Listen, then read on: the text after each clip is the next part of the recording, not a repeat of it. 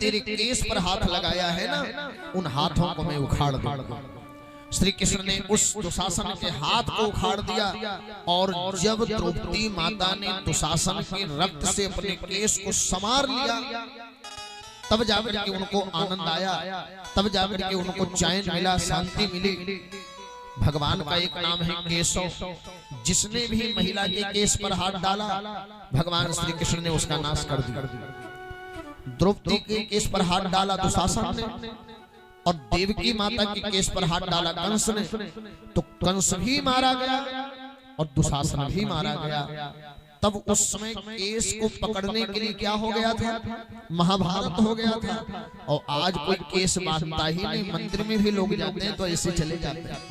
शास्त्र में लिखा है कि एक महिला अगर बाल खोल करके मंदिर में जा रही है पूजा करने, तो या तो उसके पति का नुकसान होगा, या तो उसके पुत्र का नुकसान होगा, या तो उसके सम्मान का नुकसान होगा। इस नाते मंदिर में जाओ, कथा में जाओ, गुरु के पास जाओ, संत के पास जाओ, अपने से बड़ों के पास जाओ, तो आपका जो बाल है यह बंधा होना चाहिए। दूसरा, जब कोई भी बेटी बहन पूजा पाठ कथा सत्संग में जाए तो उसके माथे पर पल्लू जरूर होना चाहिए।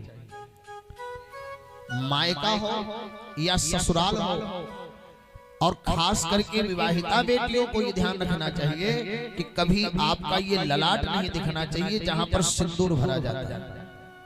क्योंकि अगर सिंदूर भरने वाला स्थान दिख रहा है तो निश्चित रूप से पति अल्प आयु में ही मृत्यु को प्राप्त होगा, वैधव्य योग आ सकता है। इसलिए महिलाओं को ये ध्यान रखना चाहिए कि कभी भी अपने माथे के पल्लू को कहां तक रखें? बोले यहां तक जहां से सिंदूर भरा जाता है वह स्थान दिखाई नहीं पड़ना चाहिए। किसी पराये पुरुष की दृष्टि उस स्थान पर नहीं पड़नी चाहिए। शास्त्र की परंपरा है, शास्त्र की मर्यादा है, शास्त्र का अनुशासन है। और एक बात और आपसे बता दें, अब हमारी माताएं क्या करती हैं?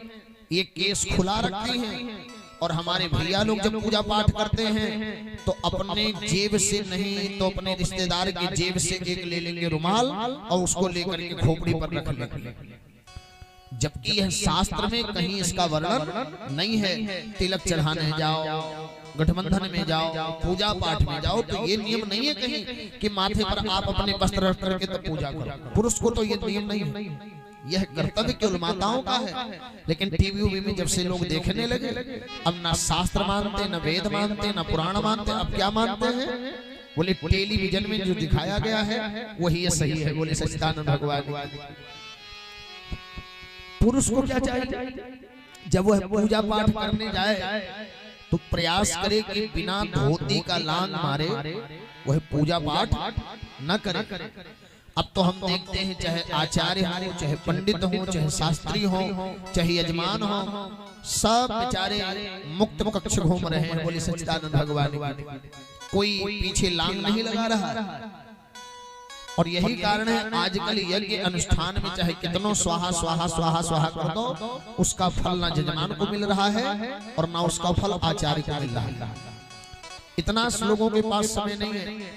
और खास करके सन्यासी के अलावा किसी अन्य गृहस्थ को अपना लांग मारे बिना उसको पूजा पाठ का फल मिलने वाला नहीं है। या तो आप लंगोट धारण करो, और अगर आपने लंगोट धारण नहीं किया है तो कम से कम आप अपने धोती का लांग जरूर लगा करके पूजा करो, तब आपका पूजा भगवान स्वीकार करेंगे। नहीं तो जैसे हाथी नहा करके धूल डाल देती है तो हाथी का नहाना व्यर्थ हो जाता है, ऐसे ही आचार्य और विद्वान और यजमान का पूजा